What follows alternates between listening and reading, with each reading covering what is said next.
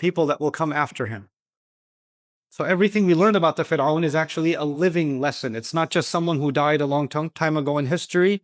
Allah is using him as a case study, as an example, to teach us about the world around us now. In the university, when you're studying any subject, you have your textbook or study material, you'll have a subject, and under that subject, you will have the theory, and after the theory, you might have some examples. So whatever theory you're studying, first you study the theory, and then you go through examples. And the examples help you understand the theory better. The Quran many times takes the reverse approach. The Quran actually gives the example, and from the example, you can discover the theory. So that way, in that one example, multiple theories can be present. So you're not limited to one theory for one example, but that one example can teach you multiple lessons. It's actually reversed. It's the other way around. And that's what Fir'aun is in the Quran. He's a case study. He's one big example of how power works, how corrupt government works, how arrogance works, how narcissism works, how manipulation works, how propaganda works. There's lots and lots of mechanisms that you'll find all of them inside the personality of Fir'aun. In these few minutes that I have with you, I'm going to share something with you that belongs to Surah Al-Zukhruf. And here's a very important part of the story of Fir'aun. It's a very specific piece of his story. At this point in his story, Musa alayhi salam has already defeated him in front of his own ministers inside the palace when he showed him the snake, the staff turning into a snake.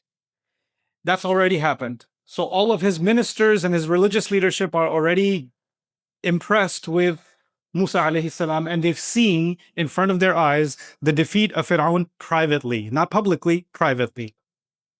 What's also already happened is that he gathered all of the sorcerers, the magicians, the priests, and they had a public showdown against Musa alayhi salam. And now even the public knows who's on the side of the truth. So the public is now turned against him too. There's a discontent among the public. All of his previous propaganda has failed. What's also happened is Allah has captured Egypt with 9 different signs. 5 of them are mentioned in Surah Al-A'raf explicitly. Basically, Egypt has become economically paralyzed. They were a manufacturer, they're a producer of crop, and the crop has been destroyed. This was the healthiest society. They've been struck with disease. Their food has been infected. The river has turned into blood. The nation is basically paralyzed. They're not destroyed, but they're paralyzed. So you can say that they're going through an economic and a social and a political crisis. That's already happened. What's also already happened is one of his own generals has questioned him in public, in front of all the other generals. And not only is the nation divided, inside the government itself, there is now division. So Fir'aun is having a lot of problems, both on the outside with the public, then with his religious leadership, the Sahara, and also his military leadership, the generals. There's also some discord within them. Those of you that are familiar in Surah Al-Ghafir, when Allah mentions the believer that challenged him, he was one of the generals of Fir'aun. Allah didn't say that he killed him. He said, فَوَقَاهُ اللَّهُ السَّيِّئَاتِ مَا مَكَرُوا. Allah protected that one general from the schemes they were trying to make. In other words, Fir'aun couldn't just say, kill him. He spoke against me, kill him. He had to come up with a scheme. He didn't give an amr.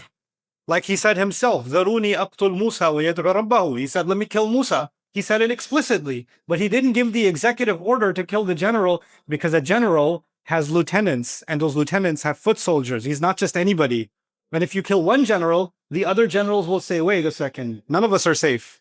So this will become a big problem for him. So he can't just kill him. He can't even touch him. So Fir'aun's power is now being reduced and reduced and reduced and reduced.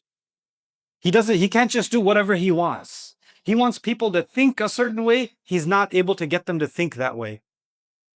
So he now is stuck because he can't kill all the people. He can't kill his general. He can't kill Musa alayhi salam. He's stuck. So he has one of his last attempts to do damage control. to undo all of this damage, so he can recover some of his power and some of his influence. This is what I'm going to share with you from Surah Az-Zukhruf. Allah Azza wa Jalla tells us, وَنَادَى فِرْعَوْنُ فِي قَوْمِهِ. Fir'aun made an announcement into his nation. Before, he doesn't need to make a public service announcement. He can just tell his generals, this is what I do, everybody does it. You don't question Fir'aun. إِنَّ فِرْعَوْنَ لَعَلَا فِي الْأَرْضِ وَجَعَلَ أَهْلَهَا شِيَعًا. Fir'aun had very high power in the land. He doesn't have to convince you of anything. He'll just tell you what to do. But now he felt he needs to change public opinion. He's so weak now that even though he doesn't even feel support from inside his own government, he needs to get the support of the people. So he needs to start a new propaganda campaign. He needs to start a new media campaign. And this is his media campaign. He said to them, أَلَيْسَ لِي مُلْكُ مِصْرٍ? Do I not alone own the kingdom of Egypt? Am I not your king? Am I not the only king that deserves kingship? Because for many thousands of years, the Egyptians believe that the pharaoh, any Fir'aun that's in power, is actually chosen by the gods. It's a religious thing. They have a right from the heavens to rule. The universe decided that they should be the ruler. Now he's using their religious programming for many generations and saying, أَلَيْسَ لِي مُلْكُ مِصْرَ وَهَذِهِ الْأَنْهَارُ تَجْرِي مِنْ تَحْتِي? Don't you see that these rivers flow under my feet? Because they also believe that when the Fir'aun is the reason that the rivers run and the farm produces good and the sky is okay, everything is normal, because Fir'aun creates the balance between the sky and the earth. This was part of their religion. So he's saying, have you forgotten your religion, basically? I'm the reason everything is supposed to be okay. أَلَيْسَ لِي مُلْكُ مِصْرَ وَهَذِهِ الْأَنْهَارُ تَجْرِي مِنْ تَحْتِي. What's crazy is he's saying this when the nation has already collapsed. People could have said to him, what rivers? They're turned to blood. What kingdom? The whole kingdom is collapsing. What are you talking about? But he has to say something with so much confidence. He has to lie. He knows what he's saying doesn't even make sense. He knows it, but he has to say it so loud and with so much confidence. He has to say it in all caps. He has to put it on Twitter. He has to put it out there so that everybody else will just, there's a population of people who do not look at the reality on the ground and then decide. They look at reality through his mouth. Their understanding of reality does not come from the news or from investigation or from talking to people, or no, not from opening your eyes. Reality will come from what Fir'aun says. And there will always be a group of fanatics in the world who will be so in love with their political leader that doesn't matter what reality they see in front of them. When he speaks, that's it. That's wahi. That's it. That's all I need. He said it. How can you question it? Anybody who questions him is a liar. They're all jealous. They're all jealous. Those people might be, there could be somebody who's starving. They could come to the president and say, hey, look, I voted for you, and you said groceries will become cheaper, but they became double the price. But I voted for you, help me. And the president will listen to that in a live television broadcast and say, no, actually, you're wrong. Prices have gone down.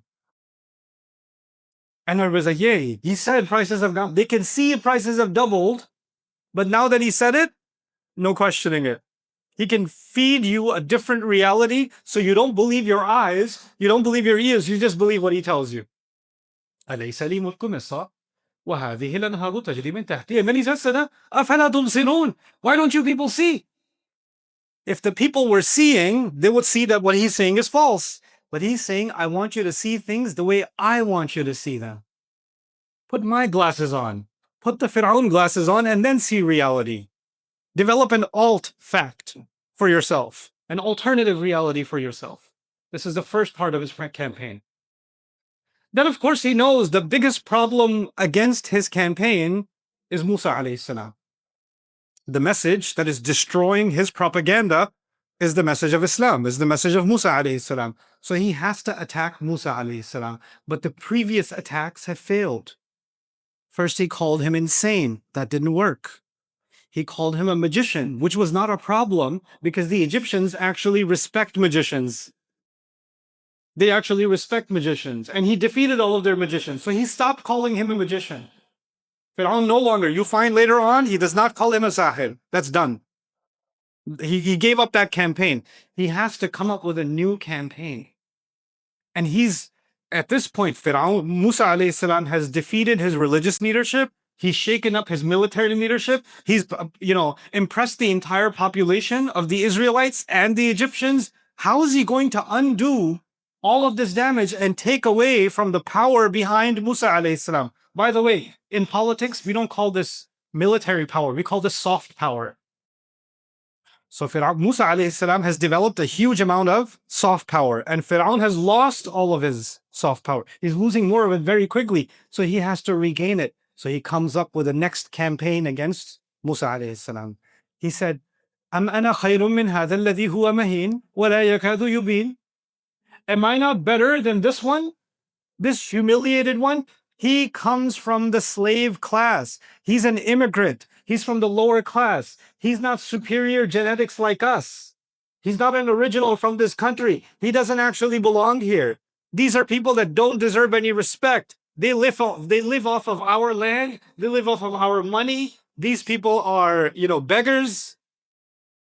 And you think he's going to lead us? One of these immigrants is going to lead us? Mahin, humiliated.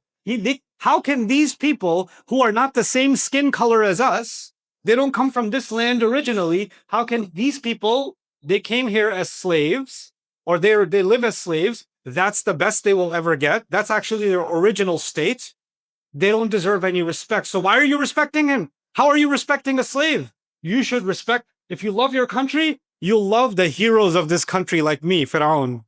الذي هو مهين. And then he says, even if you, fine, if you want to listen to this slave and this humiliated one from Banu Israel, then how about this? وَلَا يَكَادُ يُبِينُ. Musa alayhi salam used to have a speech impediment. He used to stutter. So if you know people that stutter, they sometimes get stuck on a word. So they're saying prayer. They say, but prayer, like that. Sometimes Musa alayhi salam would do that. He says, you want to follow someone who can't even say a word properly?